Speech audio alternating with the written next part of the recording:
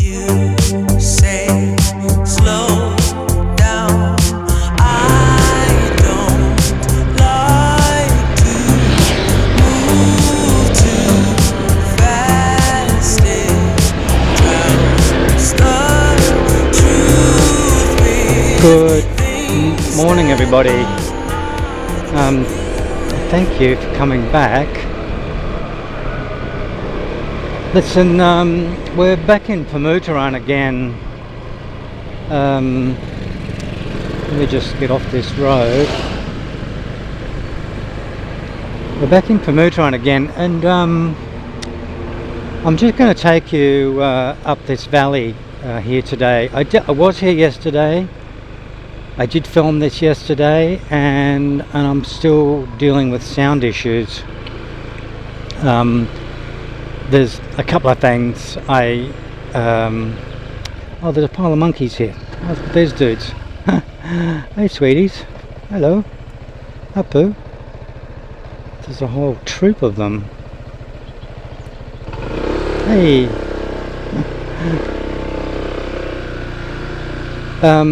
Yeah, the sound, this is Insta360 mic here. I had a little clip it came with a little clip. I made a pocket on the cheek pad for the clip to clip onto, and the clip broke. I think I told you in a previous video. And so then I made another pocket that I could just push the little mic air into, but that sort of obscured the sound somehow. And then I mistakenly put the selected noise cancelling on it, and so you'll get that in the last video. I just uploaded that this morning, and so the first part of that, the sound was terrible, and then the noise cancelling came on mistakenly, and then quite frankly the sound's still, it's a little bit of improvement, but it's still not that great. But so yeah, I filmed this yesterday and I just watched it. It was all right, but the sound's just not great, and I'm just really quite fussy about that. So, but this is the Valley of the Grapes. This has just been pruned, obviously. This particular vineyard, but I have shown you some of the grape stalls, and I'll just pop those back in, or at least pop one back in. There's a whole this along the highway here is just flanked by dozens of grape stalls, and the grapes are really cheap. They're like $1 a kilo. And I think I did mention, or it was probably really difficult to hear, but I did mention in my last video that in my own country, where we also grow grapes, they're at least $10 a kilo, so if not more. So yeah, a fraction of the price. And this is where they all grow. I only just discovered this a couple of days ago, so I'm going to take you on a little journey up this valley here. And there's also some temples up this valley, and I'm going to just start cutting in some of that footage, because I did actually take quite a bit of B-roll footage on my phone the other day when I was up here, and just absolutely stunning. I think that's also just one of the highlights of Bali is the traditional ceremonial dress. The guys look neat and tidy, but the women, wow, they just look absolutely stunningly beautiful. And the girls too, they dress the girls in the same from a very early age, I think from 4 or 5 years old. And you see a whole family, and sometimes you can see a whole generation of the 4 generations even I've seen. And I missed that photo or that video opportunity a couple of weeks ago, where I did actually see 4 whole generations all dressed, all lined up, all women all lined up in their beautiful gear. So we're going to pop some of that video footage in of the temple as we just cruise up through this valley. Now I'm hoping that I've got the sound right this time. I've got a new configuration. It's back pointing at my face. I've created a new cheek pad pocket for the mic Air, and I'm hoping that this is sort of, this is pretty good. The noise cancelling, I don't like it. Yeah, it cuts out the bike, it cuts out the sound of the ocean when you're walking near the ocean, it cuts out everything else, but it also cuts out part of the voice as well, especially the beginning part and the end part of the voice. I don't really like how it sounds. So and it's easy to mistakenly turn that on the mic Air. It's just 2 clicks of the button and it's noise cancelling, and you can't, you don't know. There's no audible sound that says double beeps or anything. Obviously it's a microphone. It's not going to beep. So yeah. And so, if you're not looking at it, it's really easy to do it.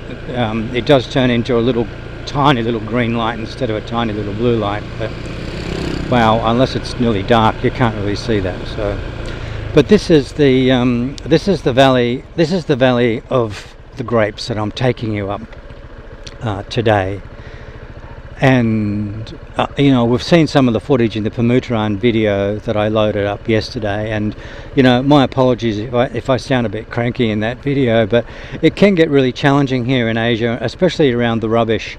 And I am here to it's a bit of an adventure for me. It's a bit of an exploration for me too, with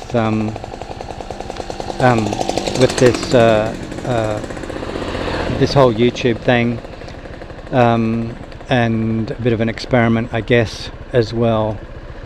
So yeah, I hope you're okay with my inconsistencies and my lack of professionalism when it comes to that. But yeah, look, this is just gorgeous up here. Absolutely gorgeous. Let's go. There's a blacksmith along this road. There's a guy that does cabinet making along this road.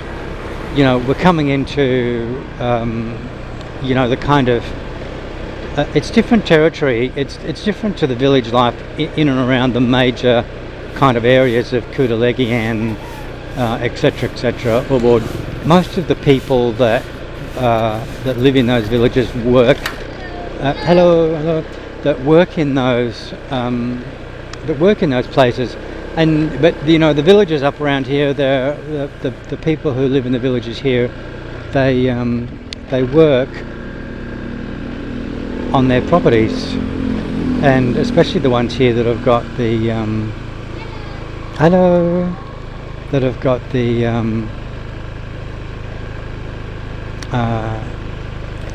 vineyards. And there's more up here too. There's corn and there's all kinds of other stuff that grows. Hello, good morning. But this is the temple. You can't see much from here. You can see some people there. We were here the other day. If I haven't already, or we'll cut some footage in of that. And it's just absolutely beautiful. The people, wow. And I'm not quite sure if I'm going to put her in here, but there's a young girl that walked down out of a prayer session just as I was walking up the stairs, and well, you see these beautiful children, and you think about the world that we're leaving for them, and it's it's a bit shameful. I don't want to get into that. There's plenty of time to fix it all. I mentioned that I was writing a book. It's a bit out there. My perspective on the world is a little bit out there. I've not touched on any of that yet, but the book will come out, and you'll see that, and that's my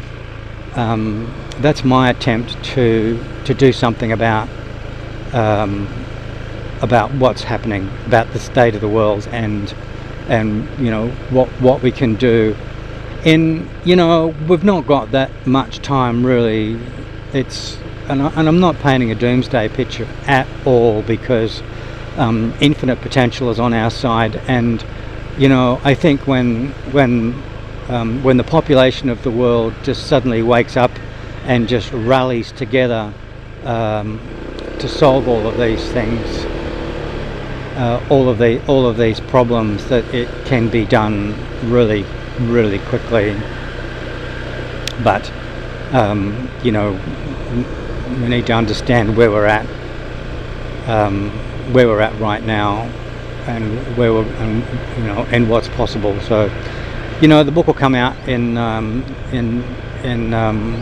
I don't know, in a month probably. I'll put it up on Amazon. That's probably around about the time that I'll start you know, just exposing to you all about me and my journey, which has been really just decades of doing Zen retreats and all kinds of stuff along that sort of, you know, wellness, self-realization, blah blah blah stuff. But you know, we'll get to that. But hey, look, you know, here we are up this valley, and we're just flanked by these escarpments, and I'll just cut some of that, the bits and pieces, the bits of footage that I have got in as we're going. But there's this road goes up to another temple. It's nothing like the temple that you've just probably seen or are seeing as you know, as we'll go up this road. So I haven't gotten out at the temple at the top here, but it's just such a beautiful drive, such a beautiful ride. I thought that I'd just take you along with me today, so you can have a look. But you can see, you know, you can see that that mountain range, and the tops of that are in the clouds, and that's right up that side. It's also right up this side too. I don't know, there seems to be all these trees here. I don't know if they're just native trees. There looks like there might be plantations of them a little bit further up, and I really don't know what they are. They could just be natives, but they might also be some kind of produce. They're not rubber, I know that for certain, because there's no cut marks on the trunks. But yeah, I was here the other day, and you know, it's just to see some of these local village people pushing their carts up the road, and just dealing with their pigs and their bullocks and their cattle. It really just, it is really authentic. This is an authentic valley. And here you can see these. Now, you know, I mean, I don't know what they are. I don't know if they grow things, or if they just look like they've been pruned. And there's somebody in there, you know, taking care of that little patch there. So look, if anybody knows, any one of the 9 subscribers, oh, gracious me. Anyway, look, you know, the very beginnings of a YouTube channel, and I have no expectation, so we'll just see where this goes, you know. And the journey from here, from me, just opens out to. I've got a breathwork and somatics teacher training program that I'm starting in March. The first part of that just goes for a week, and when I've completed that, and I think I mentioned this to you in a couple of videos ago, that I'm most likely going to head east from here, and go on a bit of an adventure through Lombok into West Nusa Tenggara, Sumbawa. Let's just get off and have a look at this here. Sumbawa, and then East Nusa Tenggara, and then just get into that sort of, deeper into the Indonesian archipelago. But yeah, this is just so beautiful, this valley. And I think the stillness of it too, because we're just away from traffic and away from noise, and I think I mentioned to you, I might have sounded a bit cranky in the last video, and it is challenging here in Asia sometimes with the noise and the pollution, especially the trash. I just find that really, really, really challenging.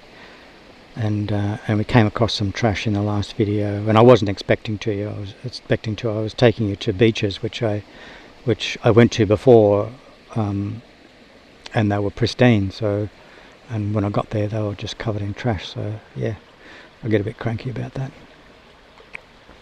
But here you go. It's just the sound of running water.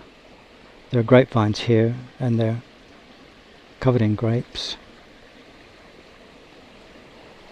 Let me take you up to the end here, and that probably will conclude this this video. It's just going to be a short one. I did go to a beach yesterday. Let me just crawl along here for a second, and we'll just cut some of that footage of that beach yesterday. I found this amazing place. It's probably somewhere where you can stay. It's probably on Airbnb. It looks like it's really expensive. And it looks really gorgeous. However, the beach is covered in trash, and I honestly, I don't get it. I really don't know how people can come here and build flashy resorts, or flashy Airbnbs on beaches that are covered in trash. Like, really, I wouldn't stay there. So yeah, maybe just have a think about that. But yeah, this is the other temple.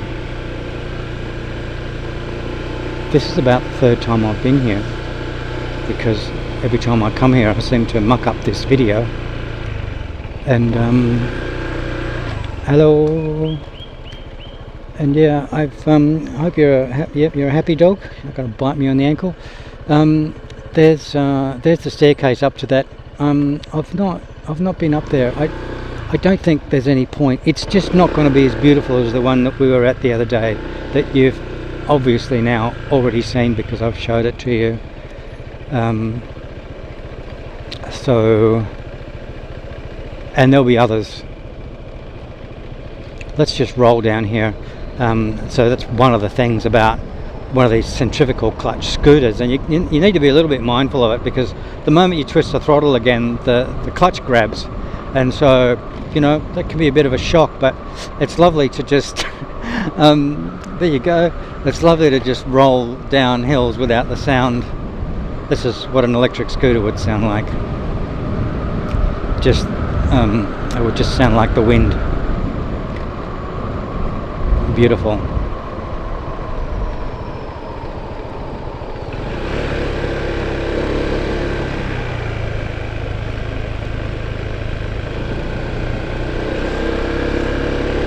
So thank you. I hope this video turned out alright. I hope the sound's good. As I said, it's all a bit of an experiment for me, and I'm making tons of mistakes as I'm going, but I am starting to get used to what to do to get prepared for a little shoot. And yeah, you need a little bit of a checklist happening. I did mention in my video yesterday, I'm really happy with taking videos, and I could shoot a video every day, but it's the sitting down and it's the doing the editing of it, it's the bit that really slows me down. And and look, AI is just starting to come along, and I will mention that I've noticed just in the last week or so there's been some new models released, and it is starting to become quite useful. Prior to that, it wasn't very impressive to me. But things have changed now, and I think that it could become really practical too, especially on this, for creating videos and things like that. It would be so simple for a company like YouTube or Insta360 or whoever, one of those other big ones that make cameras and so on, to create a little AI agent that just builds the videos. Just drop the footage in, it just builds it. It's got your intro, it's got your outro, it's got all of the standard upload settings for YouTube. It has some sample music, and yeah, you just drop your footage and then go and have a coffee, come back and it's done. Fantastic. That would be a positive step for productivity. This road here, it just goes back to the highway. This is hello, you pig. Bobby. Aha. Oh yeah. His pig was his little baby pig was in the gutter, I think. Thank you, my friend. That's the road that we came from. That's the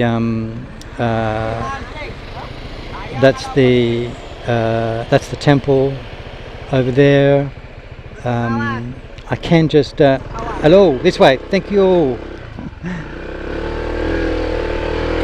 Why not? Let's just do this bit together. I can always cut it out, and we can always just conclude the video back there, but let's just do this bit. Let's just go for a little ride together. This is the bit that I love. I've mentioned it to you before. These beautiful little roads, and this is a beautiful little road. There's not a pothole on this road, and there's no traffic, as you can see. It is just a delight to ride on. These are my favourite places. I'm pretty certain though that when I do go east from here, look, I've ridden Lombok before, and the roads on Lombok are just fantastic. They're like this, and if not even better, because they're a little bit wider.